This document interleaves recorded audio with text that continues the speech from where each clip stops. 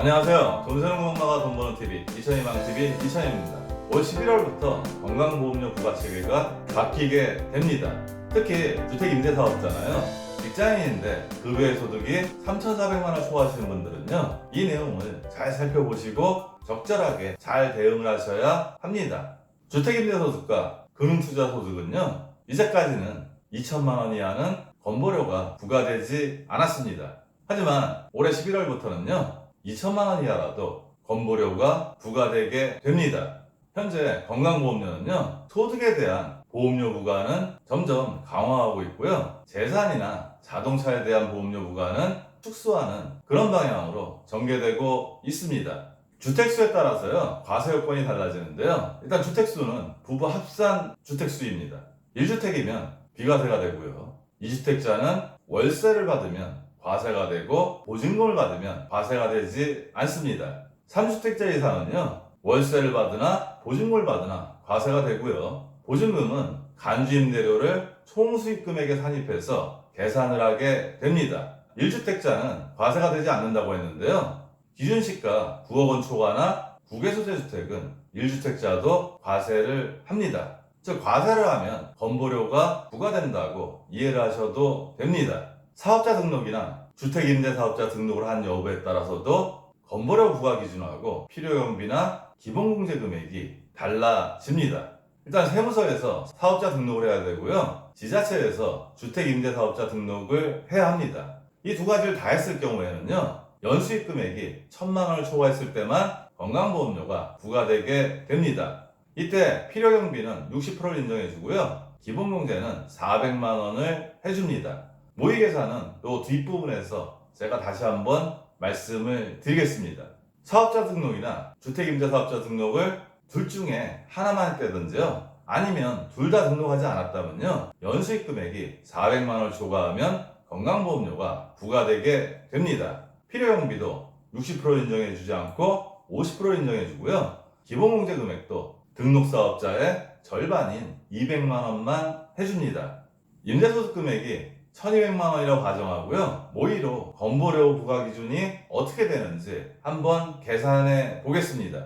임대사업자 등록을 하면요, 일단 임대 총소득이 1,200만원이라 할 때 그 60%인 720만원을 필요경비로 인정해주고요, 거기서 기본공제 받는 400만원을 빼면 건보료 부과 대상 금액은 80만원이 됩니다.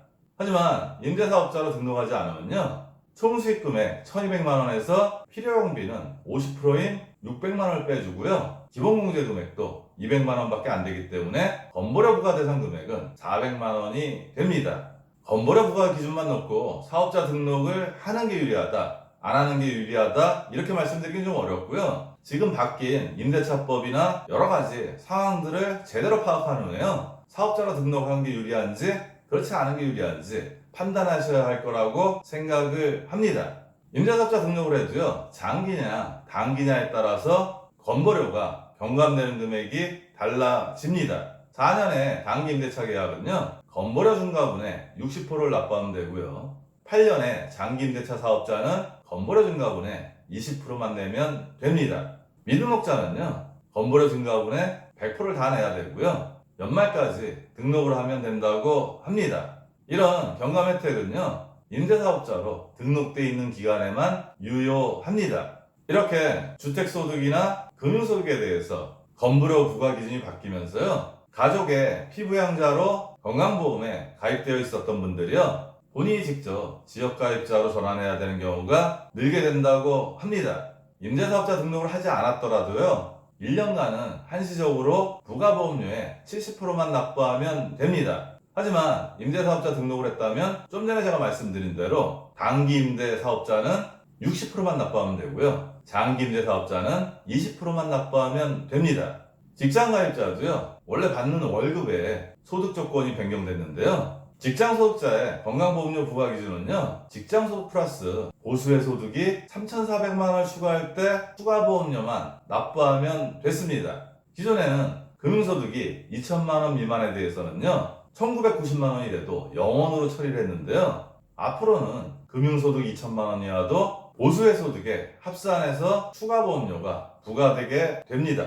지역가입자는요, 종합소득 금액에 따라서 보험료가 책정이 됐는데요. 직장가입자와 마찬가지로 2천만 원 미만일 경우에는 기존에는 영원 처리를 했습니다. 즉 1,900만 원이라도 2천만 원이 안 되기 때문에 영원 처리를 했는데요. 앞으로는 직장가입자와 마찬가지로 금융소득 2천만 원 이하도 합산이 되게 되고요. 직장인과 다르게 종합소득이 합산해서 보험료가 부과되게 됩니다. 이렇게 금융소득 2천만 원 이하에 대해서 합산해서 건강보험료를 부과하겠다고 얘기했지만요. 이 제도를 연착륙시키기 위해서 정부에서 연간금융소득 1천만 원 초과분에 대해서만 건보료를 부과하고요. 단계적으로 부가소득 기준을 낮춘다고 합니다.